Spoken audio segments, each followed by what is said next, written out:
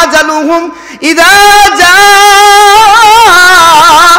আজালুহুম লা ইস্তাখিরুনা সাআতাও ওয়া লা ইস্তাকদিমুন। নির্ধারিত সময়ে কিন্তু বান্দা দুনিয়া ছেড়ে চলে যাইতে হবে। 1 মিনিট আগেও বান্দা ছাড়বে না দুনিয়া, 1 মিনিট পরেও ছাড়বে না দুনিয়া। মালাকুল মউত হযরতে আজরাইল সময় মতো মানুষের সামনে আইসা দাঁড়াইবো।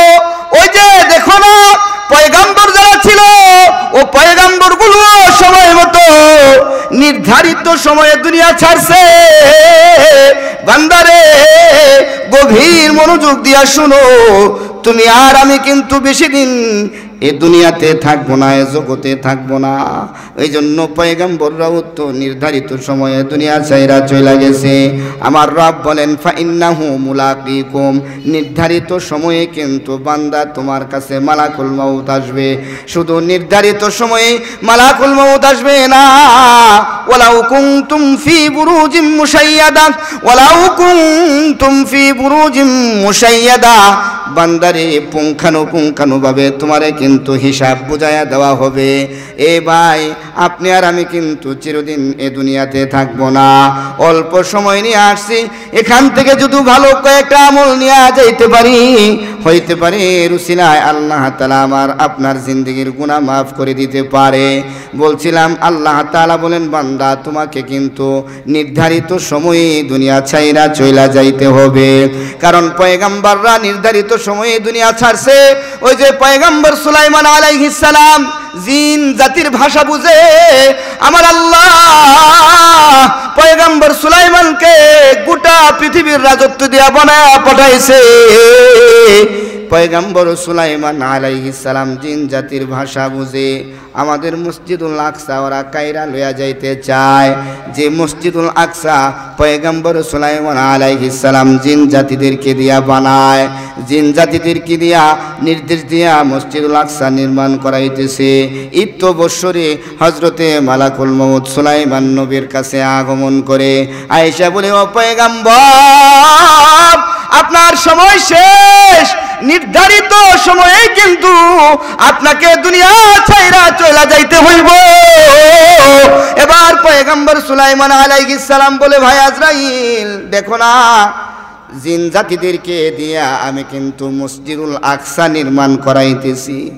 আমার জন্য যদি আল্লাহর কাছে একটু সুপারিশ করতা যে আল্লাহ যদি আমার হায়াতটা একটু বাড়ায়া দিত, তাইলে মসজিদুল আকসার কাজ শেষ কইরা আমি না হয় দুনিয়া ছাইরা চইলা যাইতাম। মালাকুল মউত আজরাইল বলে, ও পয়গম্বর না না, এই অপশনের দায়িত্ব আমার কাছে নাই। আমার কাজ হইল দুনিয়ার মানুষগুলোর জানগুলো বের করে লইয়া যাওয়া। হাই হাই রে, দুনিয়ার মানুষের জান বের করে নিয়ে যাওয়া বড় কঠিন।